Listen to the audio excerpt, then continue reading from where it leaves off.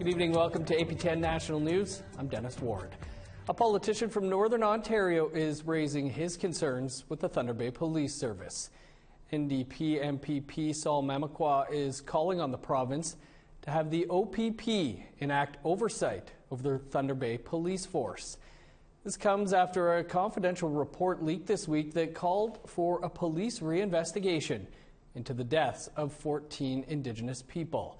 Here's some of the exchange at Queen's Park between Mamakwa and the Solicitor General of Ontario.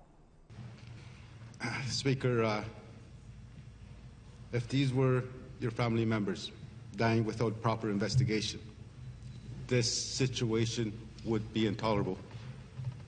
Will the Premier please explain why this government is failing to act when the Thunder Bay Police Service is treating Indigenous peoples as less than and unworthy of proper police investigations?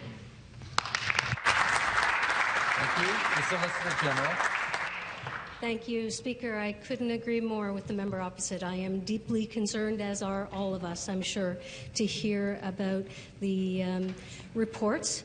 We have been following and will respect the Chief Coroner and the Chief Pathology.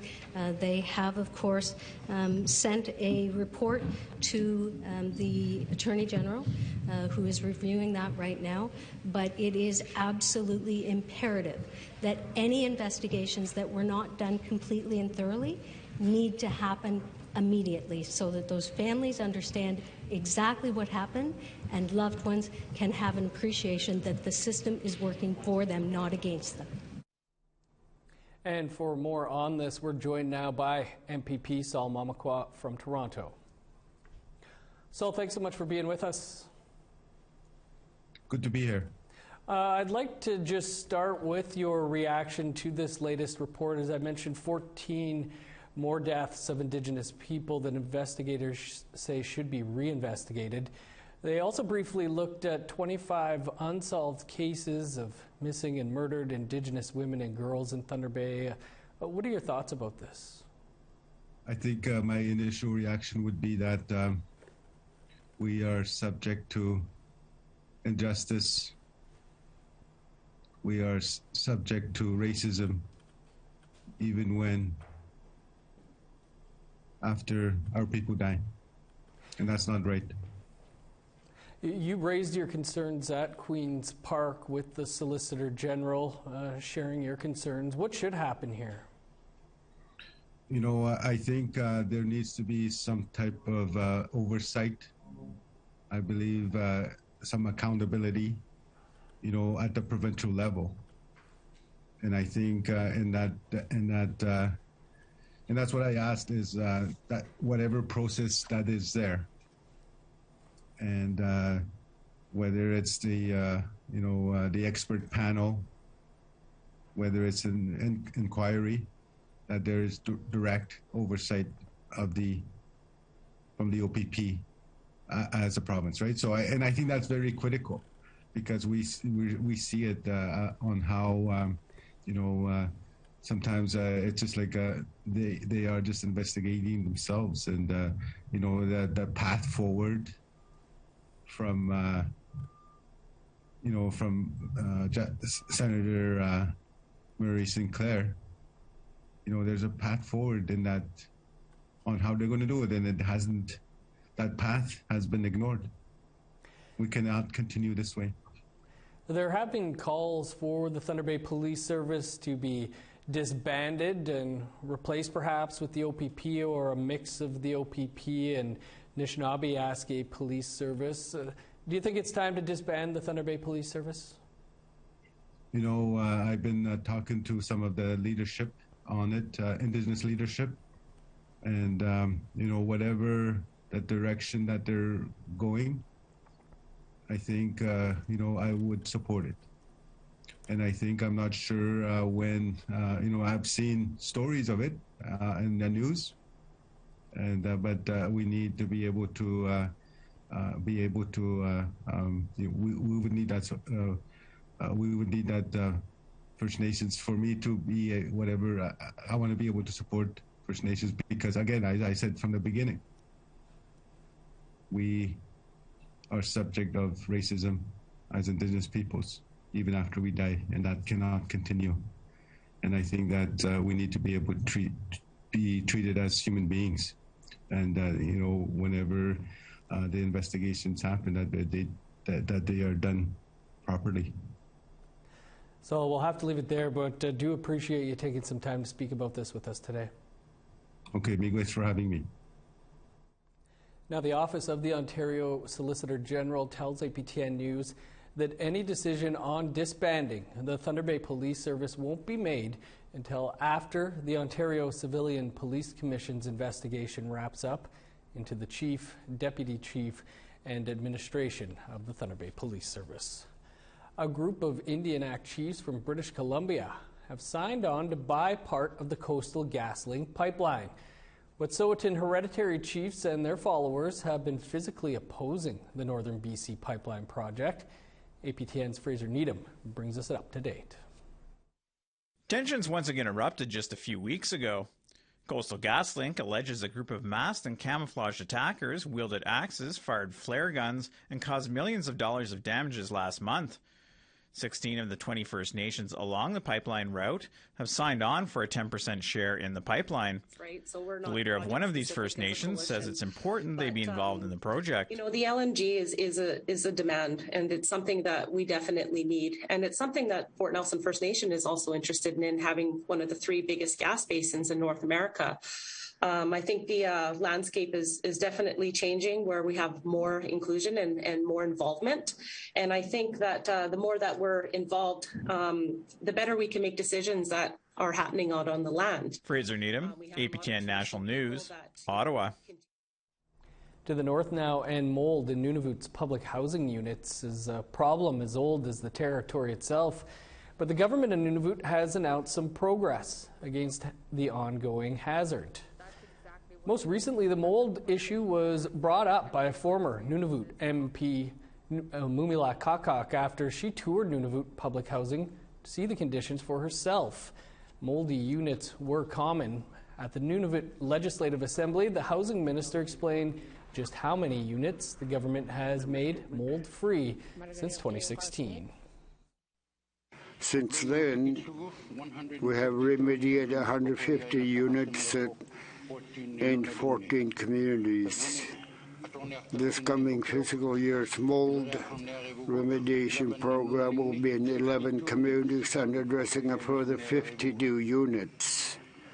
Mr. Speaker, this will increase the total number of remediate units by 33%. An update now to a story we brought you yesterday. Marley Alicia Morris has been found safe after having been missing for 3 weeks. This according to Morris's father, Fabian Francis. Morris was one of the women featured in an awareness walk in Dartmouth, Nova Scotia Wednesday, when Morris's family pleaded for her return. No further details are available at this time. Time for a quick break. Coming up, we'll speak with a Cree lawyer about people claiming false Indigenous identity. Stick around.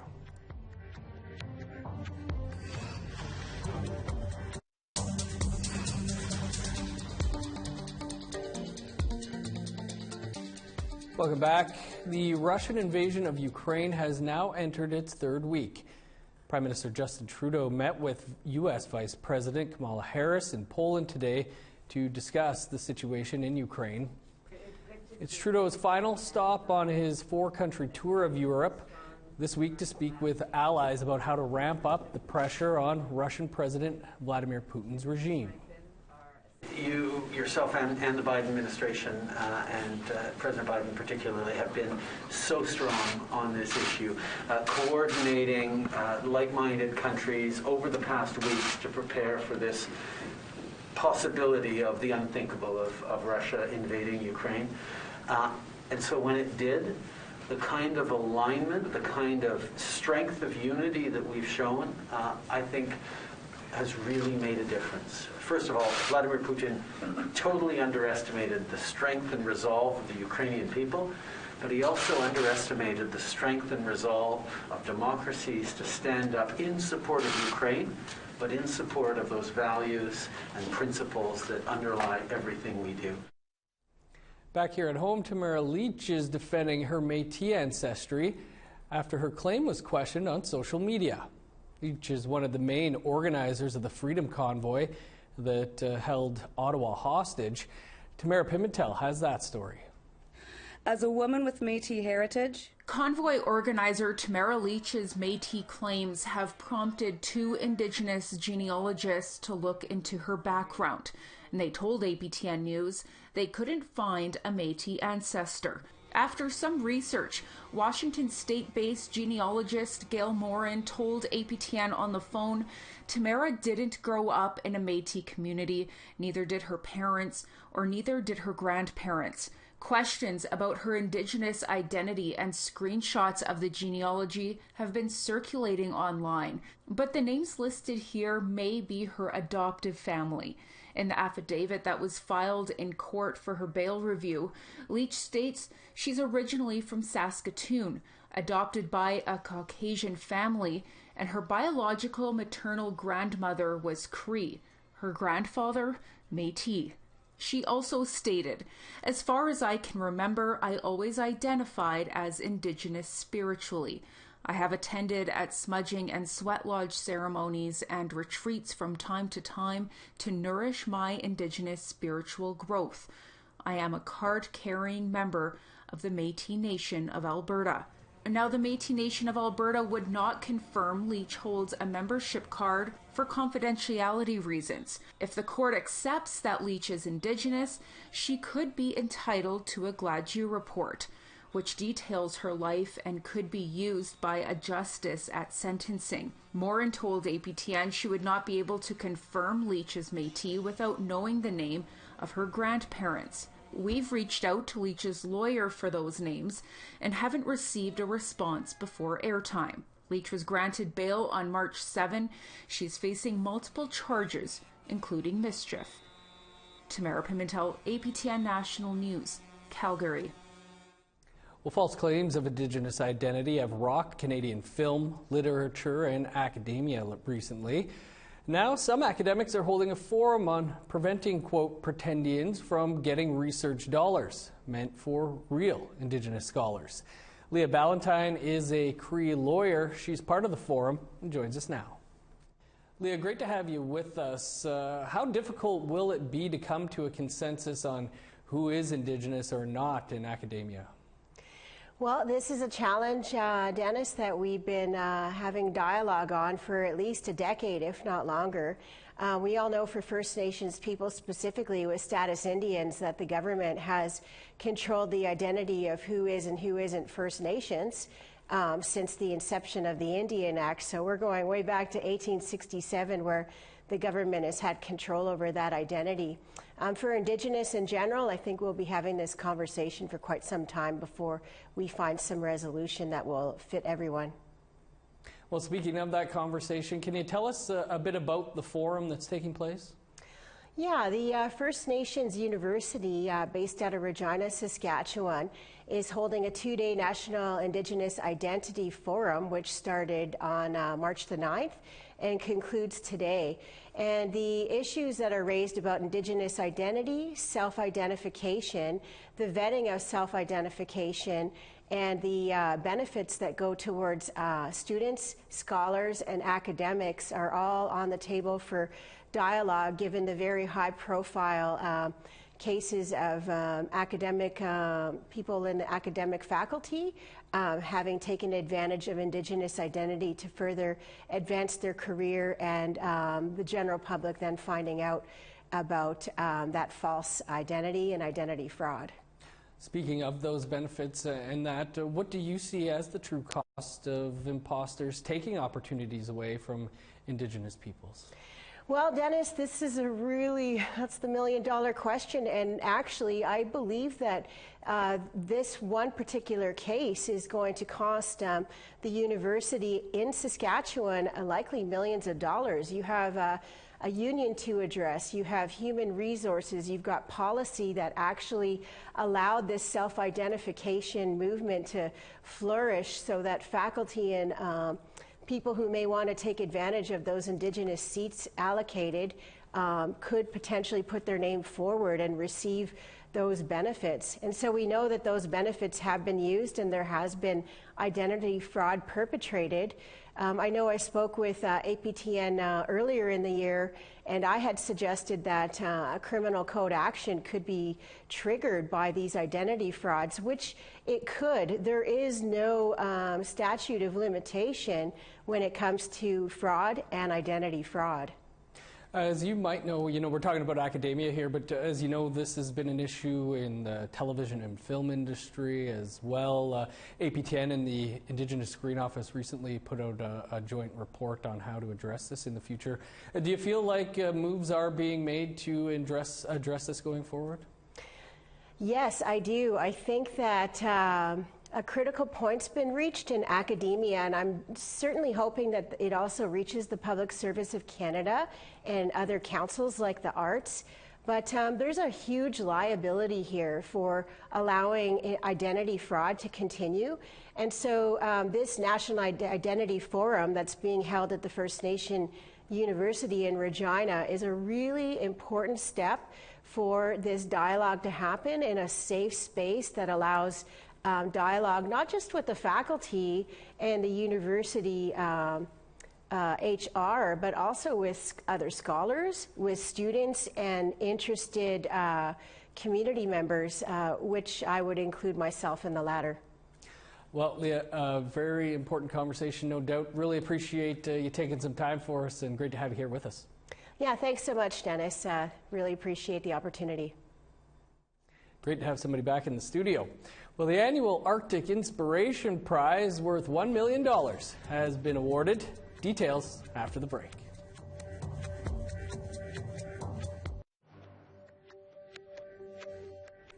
Welcome back. Time now to take a look at our photo of the day. And today our photo is provided by Barbara Morgan with this wonderful image of the sky over St. John's, Newfoundland. We're reminded that even on a cloudy day, the sun finds a way. Thanks for sharing, Barbara. Be sure to send your pictures by email to share@aptn.ca for the chance to be our next photo of the day. Now let's take a look at Friday's weather forecast. Starting on the East Coast, 9 in Halifax, 2 in Charlottetown. Minus 15 with snow for Nain, 11 below, and snow for Happy Valley Goose Bay. Plus 1 with snow in Montreal, minus 6 in Chibougamau. Minus 4 and snow in Sault Ste. Marie, minus 3 in North Bay. Minus 7 in Thunder Bay with snow, flurries, and 12 below in Sioux Lookout. Minus 14 for God's Lake, Norway House, and the Paw. 15 below in Winnipeg, minus 14 in Barons River. Sunny and 17 below for Regina, minus 15 in Saskatoon. Minus 11 in Meadow Lake and La Ronge. In northern Alberta, minus 8 with snow in Fort McMurray, plus 1 in Peace River. Minus 1 in Medicine Hat, 6 above in Lethbridge. Plus 6 in Vancouver, plus 7 for Victoria. Plus 3 in snow in Prince George, 0 with snow in Dease Lake. Minus 22 in Old Crow and Rock River. Minus 20 in Yellowknife and Norman Wells. 22 below with snow in Sax Harbor, minus 23 in Inuvik. Minus 23 for Whale Cove and Chesterfield. Minus 26 in Resolute, 29 below in Igloolik. An Inuit Recovery Centre in northern Quebec has been awarded the annual $1 million Arctic Inspiration Prize for their inpatient family program initiative. It will allow people recovering from addictions to bring their families along their healing journey. Amelia Fournier has more. I'm happy to announce the winner of the Arctic Inspiration Prize, which is the Iswak Civic Treatment Centre in Kudruk. At this year's Arctic Inspiration Prize ceremony, the Iswarsivik Regional Recovery Center received $1 million for a new program. So it means a lot for us as Nunavut as a whole. The program is set to run out of Iswarsivik's new healing center, slated to be completed next year. I'm getting emotional. George Kaukai and Sarah May are team leaders in this new program initiative. Kaukai explains the Inuktitut name for the program. Means being a a family, being able to express yourself as a family, I guess, through culture, with culture. Kaukai says Inuit are still recovering from post-colonial trauma. According to a 2021 study by the Canadian Centre on Substance Use and Addiction, Nunavut had the highest prevalence of alcohol consumption of the 4 Inuit regions in Canada between 2012 and 2017. Since 1994, the Iswaksivik Centre has been providing addictions recovery care through clinical practices and Inuit teachings. They serve the 13,000 mainly Inuit inhabitants of the vast Nunavut region at no cost. Located in Kuujjuaq, clients frequently have to travel hundreds of kilometers from one of the other 13 fly-in communities to attend Iswaksivik. I've been working here for 6 years, and I see firsthand the heartbreak when they have to leave family members behind to come into treatment. The new center will expand bed capacity and provide childcare and tutoring. Instead of leaving their families behind to come for treatment, they'll be able to come with their whole family, heal as a family. The prize money will go towards expanding land therapy services, including camping excursions and on-the-land counseling. It helps Inuit to feel more connected to the land and where they come from, and I think to help them feel grounded and in the healing process. It's very heartfelt. May and Kaukai have both benefited from land therapy in their own healing journeys. I'm on the land all the time. That keeps me sober.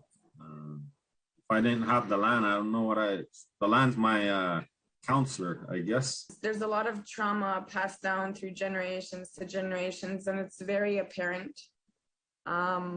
It affects us all. And we really think that with where we are today, this is the way to go. Emilia Fournier, APTN National News, Montreal. Sounds like a very worthy project. Congrats. Well, another Thursday has rolled around, and that means it's nearly time for Nation to Nation. Here's host producer Brett Forrester with what's in store. Thanks. There's a complex history of relations between First Nations, Métis, and Ukrainian settlers in Canada. Tonight, amid the war overseas, I'll speak with a PhD candidate in Indigenous Studies who is uncovering these often forgotten stories. And remember Lynn Bayak. 5 years ago, the former senator made her controversial defense of residential schools that she claimed was rooted in concerns about the use of tax cash. I'll speak with a Mohawk sociologist probing those arguments. Finally, Dr. Evan Adams joins me to discuss the evolving COVID-19 situation in Indigenous communities. That's coming up right after the news. Looks good. You can catch Nation to Nation in less than 2 minutes' time. That is all the time we have for your APTN National News.